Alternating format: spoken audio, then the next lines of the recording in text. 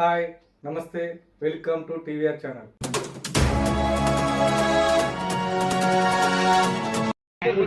ఇక్కడ ఉన్న గౌరవనీయులైన పెద్దలందరికీ నా హృదయపూర్వక నమస్కారాలు. సార్, ఇక్కడ గత 20 సంవత్సరాల నుంచి ఇక్కడ చాలా మంది వ్యక్తులు లారీ అసోసియేషన్ మీదే తన ఉపాధిని కొనసాగిస్తున్నారు.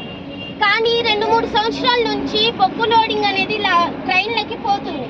దానివల్ల లారీల వాళ్ళకి బొగ్గు అనేది లోడింగ్ ఇవ్వడం సరిగ్గా ఇవ్వట్లేదు. దీనివల్ల లారీ ఓనర్స్ అందరూ చాలా అప్పుల పాలయ్యారు.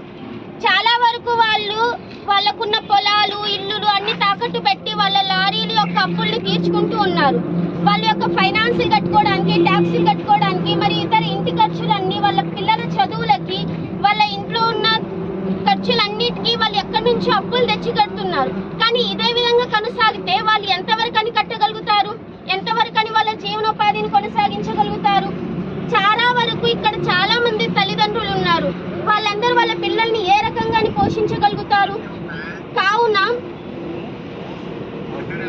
గౌరవనీయులైన పిఓ జిఎం గారి అంకుల్స్ ని అభ్యర్థిస్తున్నది ఏమనగా, మా యొక్క వాటా, మా లారీలు వాళ్ళ యొక్క వాటా, వాళ్ళ బొగ్గు వాళ్ళకి ఇవ్వాల్సిందిగా కోరుతున్నాను.